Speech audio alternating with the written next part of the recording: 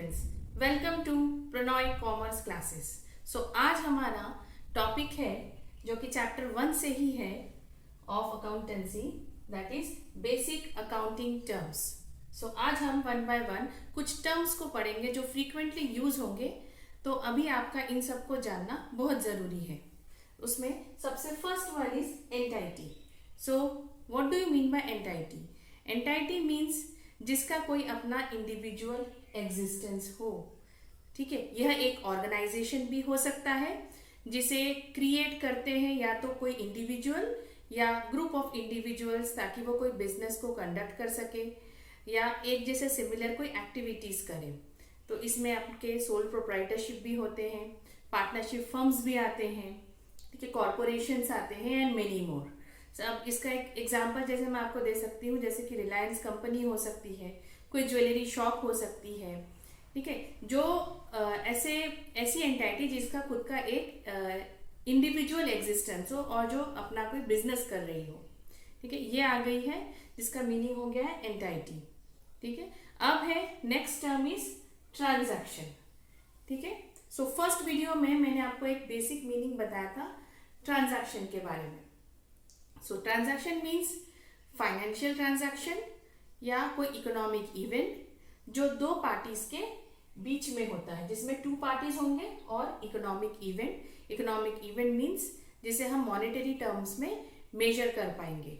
ठीक है, ये जो भी है, जो ट्रांजैक्शंस इसमें होंगे वो एक अकाउंटिंग प्रोसेस के थ्रू हम रिकॉर्ड कर सकते हैं। इसे हम मॉनेटरी टर्म्स में रिकॉर्ड कर सकते हैं, मतलब कि मैं फिर से बताती हूँ, जिसमें दो पार्टीज होंगे, मॉनेटरी टर्म्स में हम इसे मेजर करेंगे, प्लस बोथ कैश और क्रेडिट दोनों ट्रांजैक्शंस में हम इसे रिकॉर्ड कर सकते हैं। मीन्स कैश में भी ट्रांजैक्शंस होंगे as well as on credit. ये सारे ट्रांजैक्शंस कहलाते हैं और टू पार्टीज इसमें होती हैं। Now third one is account.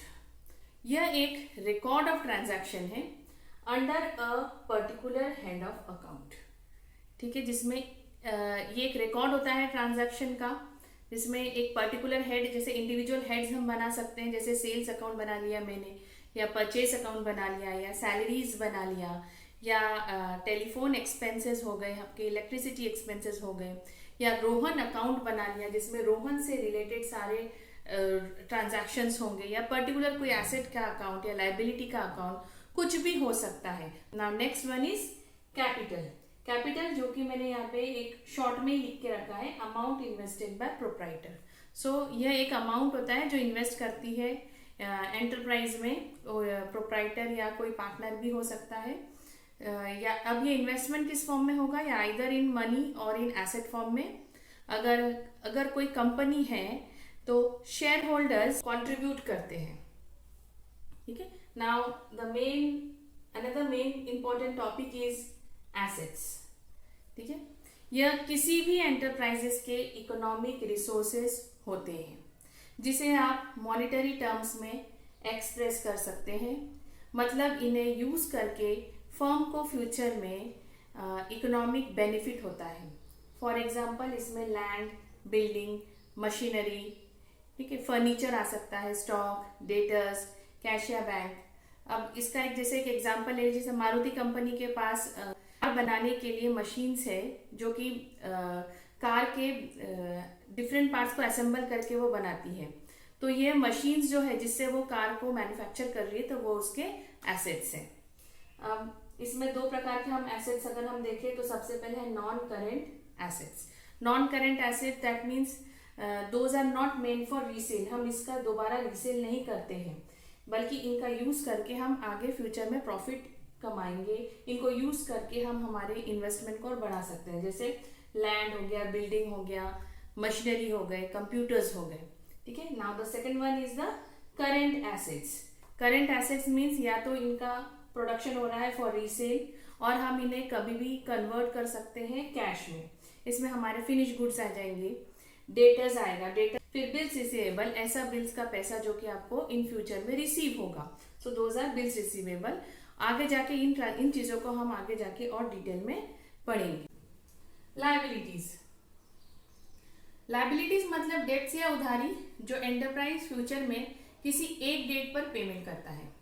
Company छोटी हो या बड़ी, कभी ना कभी नेसेसरी हो जाता है कि उसे मनी बोरो करना पड़ता है या कई बार क्रेडिट में परचेज भी करना पड़ता है।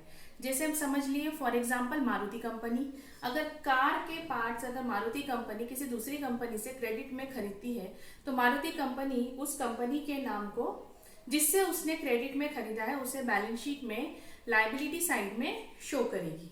अब हम देखेंगे लायबिलिटीज में टू टाइप्स के, एक है नॉन करेंट लायबिलिटी और दूसरा है current liability.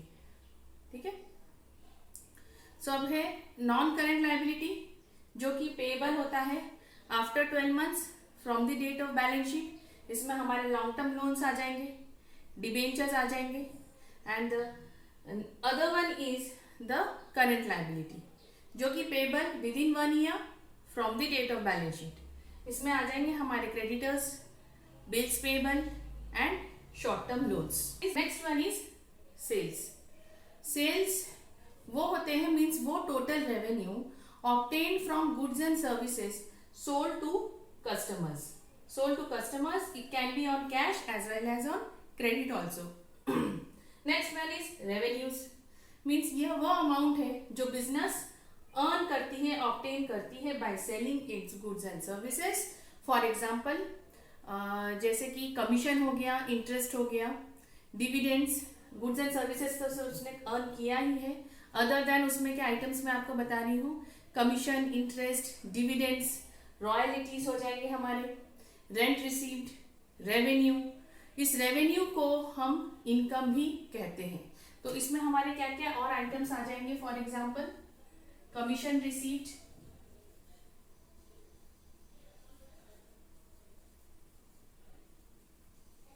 Then next is अगर हम इंटरेस्ट एंड डिविडेंड्स ये भी आ जाएंगे इसमें।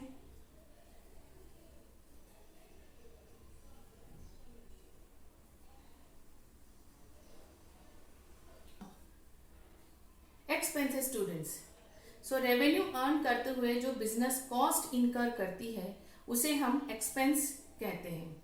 सो एक्सपेंसेस हम मेजर करते हैं by cost of asset consume, कि हमें कितना एसेट लगा, यूज किया हमने, या हमने क्या क्या और सर्विसेज हमें यूज करनी पड़ी। सो जो भी बिजनेस एसेट्स है या सर्विसेज यूज करेगी, मीन्स बिजनेस जो भी एसेट्स या सर्विसेज यूज करेगी तो उसके लिए खर्चा तो उसे करना ही पड़ेगा। इसमें आ जाते हैं हमारे रेंट, डेप्रिसिएशन आ जाएगा, वेजेस, क्योंकि ये सब हमें ड्यूरिंग प्रोडक्शन पेमेंट करना होता है, सैलरीज आ जाएंगे, और बात करें तो interest, then consumption of light, wages, telephone etcetera, तो ये सारे आइटम्स इसमें आ जाएंगे। So next topic is expenditure. So यह वह खर्चा है जिसे बिजनेस इनकर करती है फॉर एसेट्स खरीदने में एंड गुड्स एंड सर्विसेज खरीदने में भी इसे स्पेंड करती है। ठीक है, तो इसे हम एक प्रकार से एक्सपेंडिचर कहेंगे। तो इसका जो बेनिफिट है ये मोर देन 1 ईयर तक मिलता है, जो कि एक्सपेंसेस जो हमने अभी लास्ट में देखा उसमें ऐसा नहीं होता है। लेकिन एक्सपेंडिचर जिस आइटम पे भी हम करते हैं उसका फायदा हम मोर देन 1 ईयर तक उठा सकते हैं। इसलिए कई बार ऐसे खर्चों को हम एसेट्स भी ट्रीट करते हैं। इसमें आ जाएगा जैसे परचेस ऑफ मशीनरी। ठीक है, इसे हम और कैटेगराइज कर सकते हैं रेवेन्यू एक्सपेंसेस में एंड दूसरा है कैपिटल एक्सपेंसेस में। इसे भी हम देख लेते हैं अभी कि अगर किसी एक्सपेंडिचर से मिलने वाला बेनिफिट एग्जॉस्ट या खत्म हो जाए विद इन 1 ईयर तो उसे हम रेवेन्यू एक्सपेंडिचर कहेंगे। तो इसमें आ जाएंगे हमारे सैलरी, रेंट, इलेक्ट्रिसिटी एक्सपेंसेस। ठीक है, ये सब हमारे आ जाएंगे रेवेन्यू एक्सपेंसेस में। Now next term is the capital expenditure.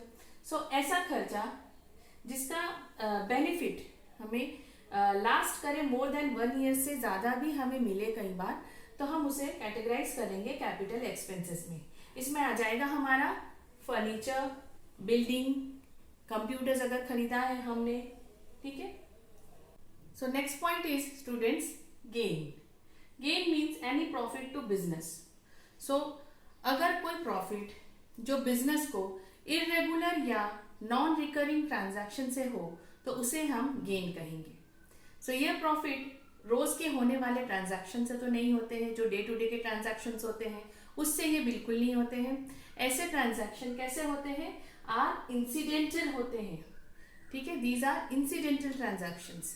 So business के लिए होते हैं, जैसे अगर मैं इनके एग्जांपल्स आपको बताऊं, gain on sale of land या मशीनरी, या किसी एसेट की अगर हम मार्केट वैल्यू अगर बढ़ जाए तो भी हमें गेन हो जाता है, क्योंकि उस एसेट को हम महंगे दामों में बेचेंगे तो हमारा ही फायदा है।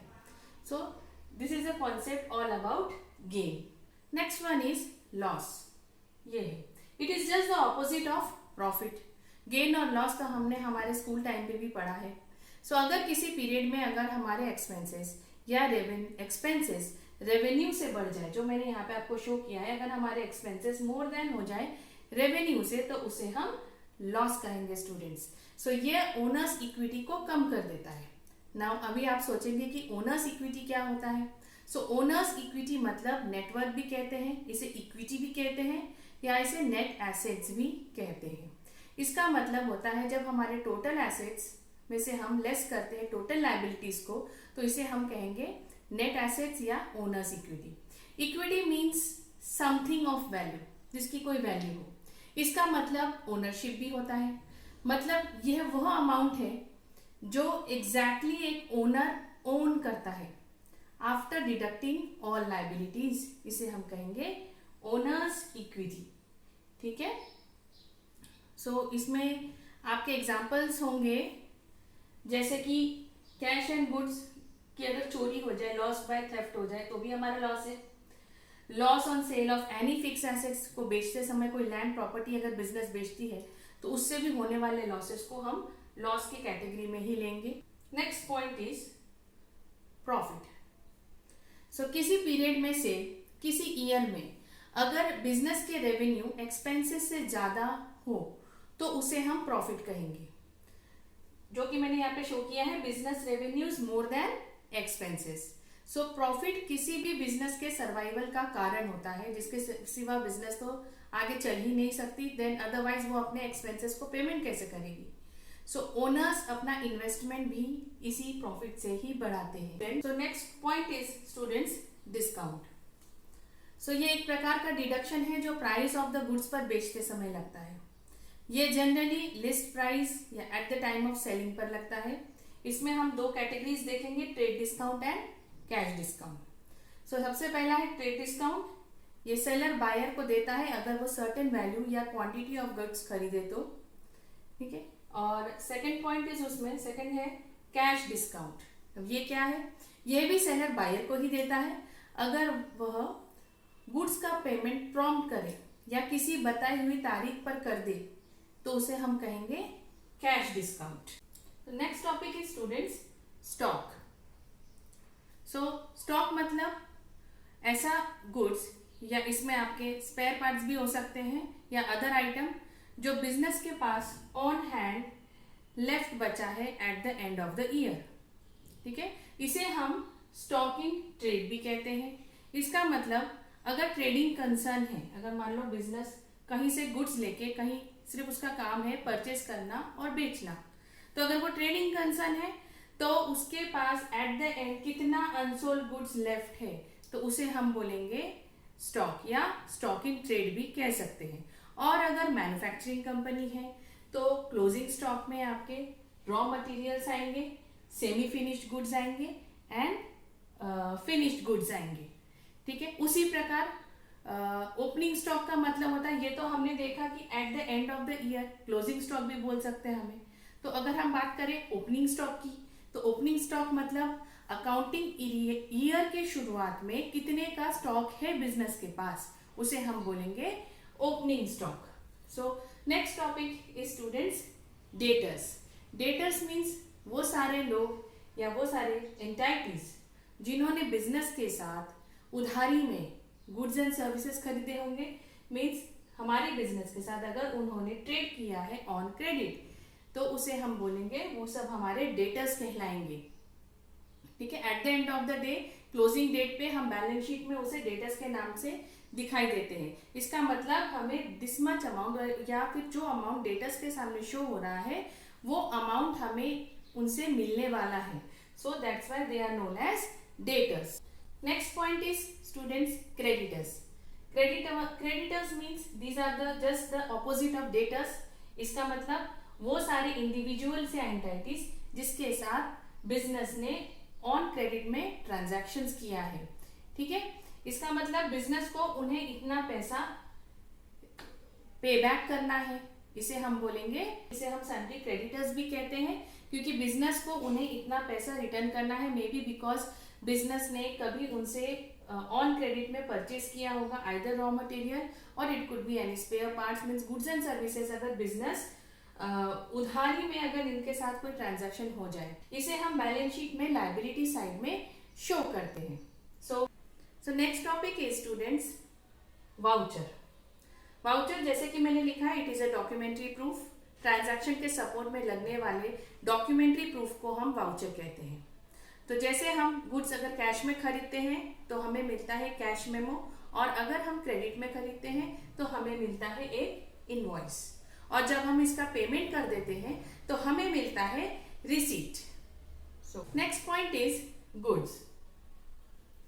गुड्स मतलब वो प्रोडक्ट जिसमें बिजनेस डील करता है, या तो बिजनेस कहीं से खरीद के बेच रहा है या मैन्युफैक्चर करके बेच रहा है, लेकिन वो आइटम्स जो बिजनेस परचेज करके बिजनेस में यूज कर रहा है वह गुड्स नहीं है।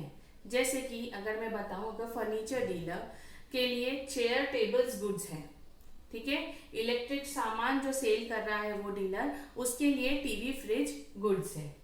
ठीक है, आई होप ये आपको समझ रहा है। Next point is drawings. So अगर ओनर अपने ही बिजनेस से गुड्स या कैश विड्रॉ करे तो उसे हम बोलेंगे ड्रॉइंग्स। ये कई बार ओनर्स पर्सनल यूज के लिए भी करते हैं, तो उसे हम कहते हैं drawings. Next point is students purchases. Purchases means total goods purchased, या तो वो क्रेडिट परचेस हो सकता है या कैश में भी खरीद सकता है। तो सेल के लिए या फर्दर यूज करने के लिए भी करते हैं परचेस। सो अगर मैन्युफैक्चरिंग फैक्ट्री है तो रॉ मटेरियल परचेस करती है, फिर उसमें फर्दर प्रोसेस करके फिनिश गुड्स बनाती है और फिर सेल करती है। तो आज के लिए इतना ही स्टूडेंट्स। आई होप आपको आज का मेरा ये वीडियो लेक्चर पसंद आया। तो एक लाइक्स एंड सब्सक्राइब तो जरूर बनता है। तब तक के लिए कीप स्माइलिंग।